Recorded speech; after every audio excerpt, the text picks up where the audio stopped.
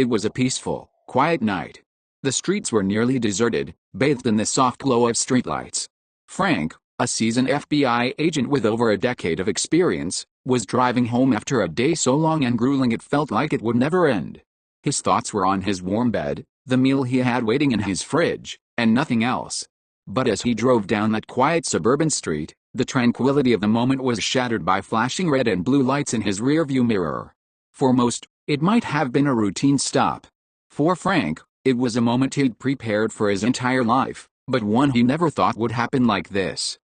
Frank pulled over immediately, his actions deliberate and calm. He rolled down the window, cut the engine, and placed his hands firmly on the steering wheel. He'd trained hundreds of agents on how to handle themselves in high-stakes situations, but this wasn't just a lesson anymore, it was his reality. As the officer approached, flashlight blazing, Frank could see the tension in the man's posture, the judgment in his eyes. The officer wasn't looking for a traffic violation. He was looking for a reason. "License and registration," the officer barked, his tone harsh and impatient. Frank complied without a word, his every movement measured. He handed over his ID and registration, watching as the officer's eyes narrowed. Frank's FBI credentials were tucked neatly into his jacket pocket, unseen for now. He wasn't hiding them, he was waiting.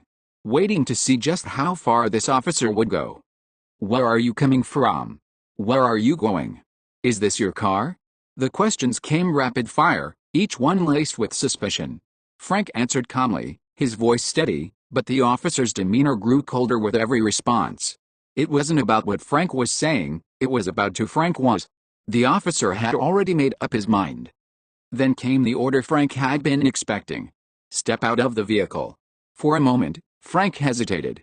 Not out of defiance, but out of sheer disbelief. This wasn't a simple traffic stop anymore, it was a power play, a dangerous one. Slowly, Frank opened the door and stepped out, keeping his hands visible. He stood tall, his expression calm but firm. The officer grabbed Frank's arm, twisting it roughly behind his back as he snapped the handcuffs on. Frank felt a cold metal bite into his wrists, the sting of humiliation sharper than the physical discomfort. "You fit the description of a suspect we're looking for," the officer said. No specifics, no details, just a flimsy excuse for a baseless arrest. Frank had spent his career upholding the law, and now he was being treated like a criminal for his color.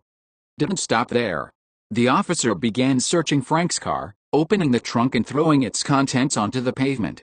Frank's neatly packed suitcase was ripped open, his clothes and personal items scattered across the road. A second officer arrived, this one holding a canine unit. The dog sniffed through every corner of the vehicle, but when nothing turned up, the first officer's frustration boiled over. "You must have dumped it somewhere," he muttered under his breath, loud enough for Frank to hear.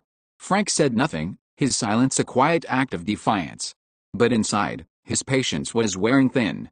This wasn't just an inconvenience, it was an abuse of power. And then, things took a darker turn.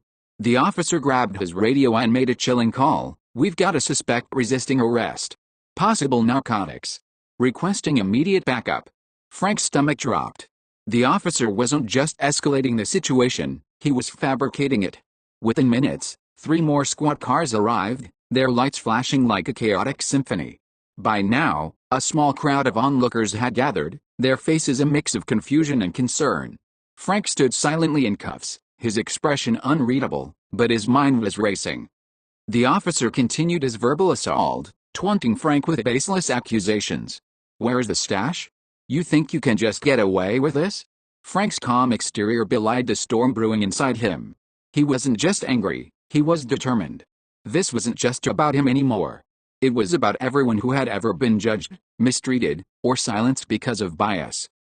"I'd like to make a phone call," Frank said finally, his voice cutting through the chaos. The officer sneered. "What, calling your lawyer? Go ahead, it won't help you." Frank didn't respond. He dialed a number, spoke briefly, and hung up.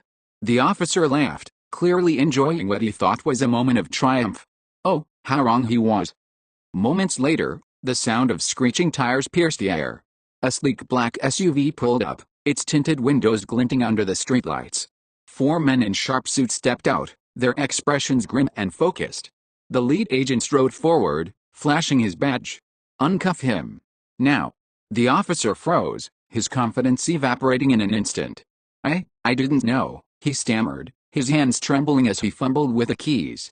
But the lead agent wasn't done. You didn't know because you didn't bother to find out. You assumed. And now, you're going to pay for that assumption. As Frank's cuffs were removed, he stood tall, his eyes locking with the officer's. This isn't just about me, Frank said, his voice calm but commanding. This is about accountability. And you're going to learn the hard way. The officer's face was pale, his arrogance replaced with fear. He was immediately suspended pending an internal investigation, his badge and gun taken on the spot. For the first time that night, justice was served, not by the officer, but by Frank. Frank didn't just walk away that night. He walked away knowing he had stood up not just for himself, but for everyone who had ever been underestimated or mistreated. He proved that calm, resilience, and the truth are the most powerful weapons of all. This story isn't just about one man, it's about the fight for justice, dignity, and equality. Have you ever faced a moment where someone underestimated you, only to be proven wrong? Share your story in the comments below, we'd love to hear it. And if this story resonated with you, don't forget to like, subscribe, and hit that notification bell. Together, we can shine a light on the stories that matter. Stay strong, stay hopeful, and remember, justice always finds a way.